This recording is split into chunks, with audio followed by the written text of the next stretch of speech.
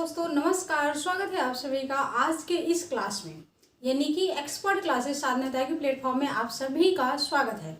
तो दोस्तों आज की क्लास आपकी होगी सीटेट के लिए। मैंने आपके लिए 5 टिप्स एंड ट्रिक लेके आए हैं जिससे आपका सीटेट पास करना बहुत ही ज़्यादा आसान हो गया है। क्योंकि आप अगर कम पढ़े हैं और आपको डर लग रहा है कि यार इसमें कैसे हम जो है इतने नंबर यानी कि 110 से 115 नंबर कैसे ला सकते हैं, तो ये ट्रिक एंड टिप्स आपके लिए बहुत ही ज़्यादा बेनिफिशियल होने वाली है, हेल्पफुल होने वाली है। तो वीडियो में बने रहिए, वीडियो को लास्ट तक जरूर देखिएगा और लास्ट में आप बताइएगा कि आप इससे कितना सेटिस्फाइड हैं। तो चलिए वीडियो को स्टार्ट करते हैं। देखिए यहाँ कितना सीटेट के लिए 5 टिप्स एंड ट्रिक है, केवल 5 टिप्स एंड ऐसी टिप्स हैं यानी कि ऐसी ट्रिक हैं जिसके द्वारा आप जो है अगर कम पढ़े हैं यानी कि आपके पास टाइम नहीं है बिल्कुल भी और लगता है कि हम सीटेट का एग्जाम देने जा रहे हैं और कैसे इसको मैनेज करेंगे, तो बहुत ही ज़्यादा आसान है। देखिए जैसे सीटेट में कितने अंक पूछे जाते हैं, तो 150 अंक पूछे जाते हैं यानी कि 150 के क्वेश्चन होते हैं 150, जिसमें से 75 क्या होता है आपका कॉन्सेप्ट क्वेश्चन होता है। क्या होता है? कॉन्सेप्ट क्वेश्चन होता है। और जो 75 और होता है वो होता है पेडागोजिकल कॉन्सेप्ट। ठीक है, तो आप जो है जो पेडागोजिकल कॉन्सेप्ट है उसको आप आसान तरीके से इसके माध्यम से कर सकते हो। यानी कि 75 क्वेश्चन कॉन्सेप्ट से आते हैं आपके, और जो 75 और होते हैं वो होते हैं आपके पेडागोजिकल कॉन्सेप्ट से। ठीक है, यहाँ तक क्लियर हो गया। तो आपको सबसे पहले यहाँ पर ध्यान देना है, जो पहली टिप्स है आपके लिए वो सबसे ज़्यादा ध्यान देना है कि बड़ा आंसर चुनना है। और आंसर कैसा होना चाहिए? तो आंसर होना चाहिए पॉजिटिव आंसर हो।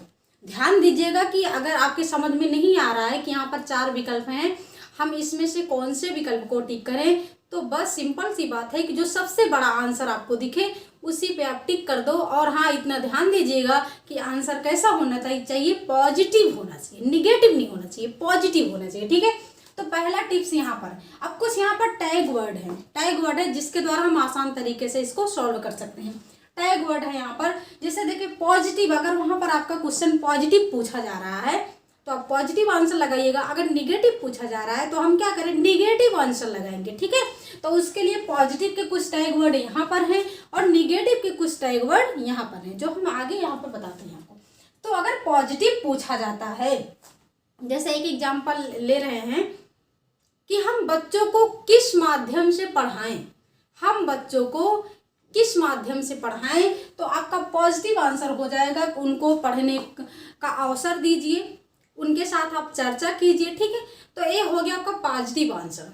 अगर निगेटिव में पूछा जाए कि हाँ हमें बच्चों को किस माध्यम से नहीं पढ़ाना चाहिए, हमें बच्चों को किसके द्वारा बिल्कुल भी नहीं पढ़ाना चाहिए, तो उनको दंड नहीं देना चाहिए। ठीक है, उनको हतोत्साहित नहीं करना चाहिए, ये सारे हैं। तो अगर पॉजिटिव पूछा जाए तो आप पॉजिटिव टैग लगाइएगा और निगेटिव पूछा जाए तो निगेटिव टैग वर्ड्स लगाइएगा। ठीक, तो पहला है क्या है? चर्चा अवसर। अगर पॉजिटिव आंसर है, अगर आपको उसमें चर्चा की बात की जाए, अवसर की बात की जाए, तो बिना सोचे समझे आप उसको तुरंत लगा दीजिएगा, क्योंकि ये जो टैग वर्ड हैं आपके 90% आपके एग्जाम में काम करते ही हैं। ठीक, तो अगर चर्चा आ जाए और अवसर आ जाए तो आपका आंसर समझ लीजिए सही है। दूसरा है बच्चों को क्या करना है? प्रोत्साहन देना है। कभी भी उनको निराश नहीं करना है, प्रोत्साहन देना है। उनसे चर्चा कीजिए, उनको अवसर दीजिए काम को करने के लिए। और दूसरी बात है उनको प्रोत्साहन दीजिए। अगर वो गलती करते हैं तब भी उनको क्या करिए आप? गलती का यानी कि समस्या का पता लगाइए। जैसे बच्चा क्या है, तीसरा यहाँ पर क्या है? कारण का पता लगाना। अगर बच्चा लेट आता है तो हम क्या करेंगे? उनको स्कूल से बाहर नहीं निकालना, उनको क्लास से बाहर नहीं निकालना, उनको डांटना नहीं है, उनको मारना नहीं है। क्योंकि यहाँ पर बिल्कुल भी समझ लीजिए कि बच्चा क्या है? भगवान है, उसको कुछ भी नहीं करना, बच्चों को कुछ भी नहीं करना, जो कुछ है वो अपने ऊपर लागू करना है। तो इसलिए बच्चों को डांटना नहीं है, बच्चों को दंड नहीं देना है और बच्चों को प्रोत्साहित करना है, हतोत्साहित नहीं करना है। तो कारण का पता लगाना है। ऐसा नहीं है कि बच्चा लेट आया तो आप उसको डांट के क्या कर दिए? बाहर कर दिए। नहीं, कारण का पता लगाना है, यानी कि बच्चों को चर्चा और अवसर देना है। अगर उसमें आपके टैग वर्ड, ये सभी टैग वर्ड है, अगर पॉजिटिव पॉइंट है उसमें चर्चा आ जाए, अवसर आ जाए, तो आप चर्चा अवसर लगा दीजिएगा, टिक कर दीजिए। प्रोत्साहन आ जाए विकल्प में तो आप प्रोत्साहन पे लगा दीजिए। अगर कारण का पता लगाना आपको दिख जाए ऑप्शन में तो समझ लीजिए यही आंसर सही है। अगर सृजनात्मक दिख जाए आपको, क्रिएटिव बच्चा दिख जाए आपको, यानी कि क्रिएटिव है, तो आप क्या लगा दीजिएगा, सृजनात्मक अगर दिख जाए तो आप क्या लगा दीजिएगा, यही तुरंत लगा दीजिएगा, ठीक है। और अगर निगेटिव पॉइंट है, निगेटिव में आपको केवल मात्र दिख जाए, कहीं पर भी केवल मात्र दिख जाए, तुरंत लगा दीजिएगा कि ये क्या है, गलत ही है, ठीक है। क्योंकि केवल जो है ये क्या है, इससे क्या होता है कि आपको ऑप्शन पे यानी कि आंसर पे जोर पड़ रहा है। अगर आपको केवल दिख जाए, मात्र दिख जाए, ही दिख जाए तो आप लगा दीजिएगा यही सही है। कठोर सजा नहीं देना, कठोर सजा दिख जाए तब भी आपका आंसर सही हो जाएगा, लेकिन किस में, निगेटिव में होना चाहिए। तीसरा है बच्चों को हतोत्साहित करना, हो गया, दिख जाए तो आप लगा दीजिए। रटाना हो जाए और कंठस्थ कराना हो जाए तो ये सभी किस में आ जाएंगे, आपके निगेटिव पॉइंट हैं। अगर निगेटिव पूछा जाता है तो आप ए लगाइएगा, अगर पॉजिटिव पूछा जाता है तो आप क्या लगाइएगा, ए लगाइएगा, ठीक है। और अभी आगे हम आपको और भी बताते हैं। टिप्स तीसरा हम बता रहे थे आपको, ठीक है, कि निगेटिव पॉइंट और पॉजिटिव पॉइंट पे सबसे ज़्यादा ध्यान देने की ज़रूरत है, ठीक। अब देखिएगा यहाँ पर कि और भी टिप्स है, करके सीखना, जैसे करके सीखना है तो आपको करके सीखने पे बल देना है, यानी कि बच्चों को छोड़ दो, को करके सीखें। हम तो यहाँ पर आपको बता रहे हैं कि बच्चों को छोड़ दो, करके सीखें, लेकिन आपको सिर्फ इतना ध्यान देना है कि अगर आपको आंसर में करके सीखना मिल जाए कि बच्चा करके सीख रहा है तो आपका आंसर क्या सही हो गया, गलत, तो आप तुरंत लगा दीजिएगा आंसर सही है, यानी कि लर्निंग इज डूइंग, ठीक। तो करके सीखने पे बल देना है आपका। और यहाँ पर देखिए दृश्य शब्द श्रव्य सामग्री पे बल देना है, यानी कि दृश्य शब्द सामग्री आपको दिख जाए तो समझ लीजिए कि आपका आंसर क्या है, सही है, ठीक है। क्योंकि ये पॉजिटिव पॉइंट है, हम पॉजिटिव पॉइंट बता रहे हैं। और विविध गतिविधियों द्वारा बच्चों को पढ़ाना है, आप भिन्न भिन्न गतिविधियों को अपना कर बच्चों को पढ़ा सकते हैं। अगर आपको विविध गतिविधियां भी दिख जाए तो आप क्या लगा दीजिएगा, आंसर लगा दीजिएगा, आपको कुछ भी नहीं सोचना है। और लास्ट है समावेशी शिक्षा, जो आपको हमेशा मिलेगा। तो बच्चों को समावेशी शिक्षा में शामिल करना है, वो चाहे सामान्य बच्चे हों या फिर विशिष्ट बच्चे हों। अगर आपको समावेशी शिक्षा देखने को मिल गया तो समझ लीजिए आपका जो ऑप्शन, जिस ऑप्शन में समावेशी शिक्षा रहेगा वही ऑप्शन आपका टिक हो जाएगा। अब निगेटिव में देखिएगा कि निगेटिव में क्या आता है, नकारात्मक आंसर क्या टिक करोगे आप। अगर नकारात्मक आंसर पूछा जाता है तो क्या टिक करोगे, पुस्तक केंद्रित। अगर उसमें पूछा जाता है कि क्या बच्चों को किस माध्यम से पढ़ाना चाहिए तो वहाँ पर ऑप्शन होगा बाल केंद्रित, पुस्तक केंद्रित, बालक को बाहरी ज्ञान से जोड़ो। तो वहाँ पर आपका आंसर हो जाएगा कि बालक को पुस्तक केंद्रित ही नहीं, बाहरी वातावरण से भी जोड़ना चाहिए, यानी कि बाहरी ज्ञान से भी जोड़ना चाहिए। ये नहीं है कि उनको आप साइंस की पुस्तक दे दिए तो सिर्फ वो साइंस का ही रट्टा मारे, क्योंकि बिल्कुल भी रट्टा मारने को तो बिल्कुल भी शामिल ही नहीं करना है, यानी कि नेगेटिव पॉइंट है वो, ठीक है। तो यहाँ पर पुस्तक केंद्रित नहीं, अगर पुस्तक केंद्रित दिख जाए तो नेगेटिव पॉइंट है, तुरंत लगा दीजिएगा, ठीक। उच्च शिक्षा पे बल नहीं देना है, बालक फर्स्ट में है तो आप उनको फिफ्थ का पढ़ाओगे, नहीं पढ़ाओगे ना, तो उच्च शिक्षा पे बल नहीं देना। उच्च शिक्षा दिख जाए निगेटिव में तो आप लगा दीजिएगा उच्च शिक्षा, ठीक। लैंगिक असमता सबसे ज़्यादा इम्पोर्टेंट, लैंगिक असमता पूछा जाता है। अगर कहते हैं लड़कियां मैथ में, लड़कियां गणित में कमजोर हैं और लड़के गणित में क्या है, तेज है, तो क्या हो गया, ये लैंगिक असमता हो गया ना। लड़कियों और लड़कों में क्या हो रहा है, भेदभाव किया जा रहा है। जब भी भेदभाव की बात की जाए तो आपका निगेटिव पॉइंट है, तुरंत लगा दीजिए। और लास्ट है व्याख्यान या व्याख्या, व्याख्या और व्याख्यान को नहीं लेना है, यानी कि ये भी निगेटिव है तो ये भी लगा देना है। यानी कि पॉजिटिव में ए दिख जाए आपको तो तुरंत टिक कर दीजिएगा, और निगेटिव में ए आपको टैग दी जाए, टैग वर्ड, तो आप लगा दीजिए। क्लियर है। और यहाँ पर तीसरा टिप्स है कि बच्चों को सम्मान देना है। हमेशा आप बच्चों को सम्मान देना है, लेकिन कब देना है, उसका कारण जान के देना है। ऐसा नहीं कि बच्चा विद्यालय में लेट आता है तो आप उसको दंड दोगे, नहीं, उसको सम्मान दो कि किस लिए वो लेट आया, ये नहीं उसके माता पिता को बुला लो।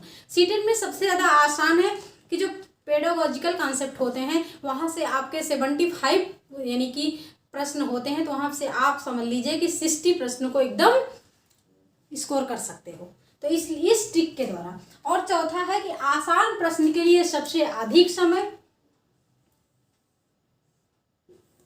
आसान प्रश्न के लिए सबसे अधिक समय एवं कठिन प्रश्न के लिए सब बड़ा विकल्प चुने। अब आप कहोगे कि मैम क्या बता रही हैं, आसान प्रश्न के लिए अधिक समय देना है हमें, छोटा प्रश्न है तो क्या हम उसको अधिक समय देंगे, लेकिन जो कठिन प्रश्न होते हैं उसमें आप देखिएगा कि सबसे बड़ा आंसर कौन सा है वो टिक कर देना, लेकिन जो आसान प्रश्न है उसके लिए आपको सोचना है कि क्या ये सही है कि नहीं, क्योंकि जो आसान प्रश्न होते हैं उसी में 90% बच्चे घर आके देखते हैं तो बोलते हैं अरे यार ये तो मिस्टेक हो गया मेरा।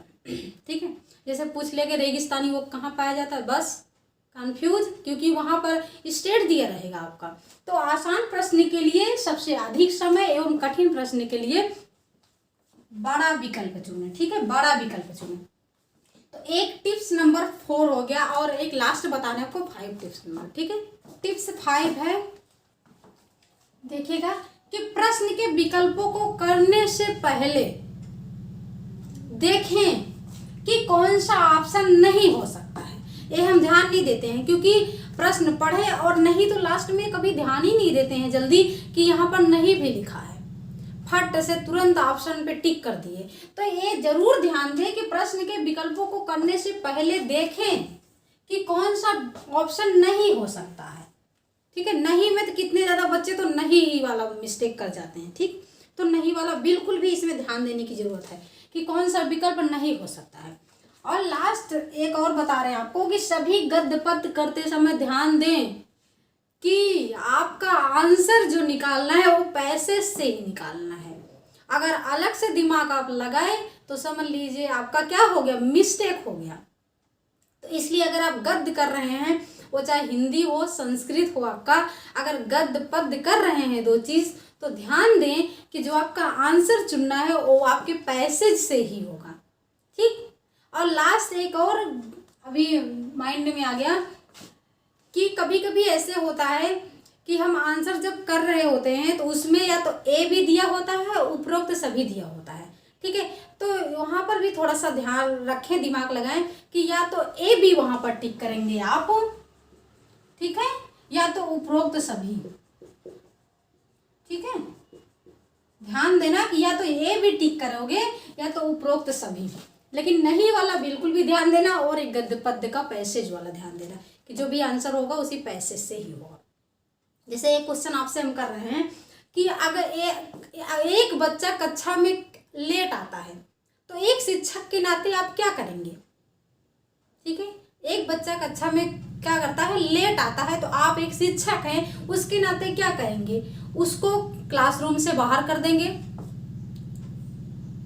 उसके माता पिता को विद्यालय में बुलाएंगे, उसको डांटेंगे, या फिर कारण का पता लगाएंगे। ठीक है, तो यहाँ पर जो आपका आंसर होगा वो होगा कि कारण का पता लगाएंगे कि बच्चा क्यों लेट आया। हो सकता है कि रास्ते में कोई प्रॉब्लम आ गई हो, उसके घर में कोई प्रॉब्लम हो, तो आप जो है कारण का पता लगाएंगे। पॉजिटिव पॉइंट देखिएगा यहाँ पर कि पॉजिटिव पॉइंट है कि कारण का पता लगाना। उसके माता पिता को क्या करना है, काम क्या विद्यालय में काम है माता पिता के कि हम उसको विद्यालय में बुलाएंगे। ठीक है, तो कारण का पता लगाना पॉजिटिव पॉइंट है। बाकी डांटना हो गया, मारना हो गया और माता पिता को बुलाना हो गया, ये सभी क्या है, निगेटिव पॉइंट है। तो दोस्तों ये वीडियो आपको कैसी लगी, अगर अच्छी लगी तो लाइक करना। अगर आप सेशन में पहली बार जुड़े हैं तो चैनल को सब्सक्राइब जरूर करना, साथ ही बेल आइकन को प्रेस करना, जिससे डेली वीडियो का नोटिफिकेशन आपको मिलता रहे।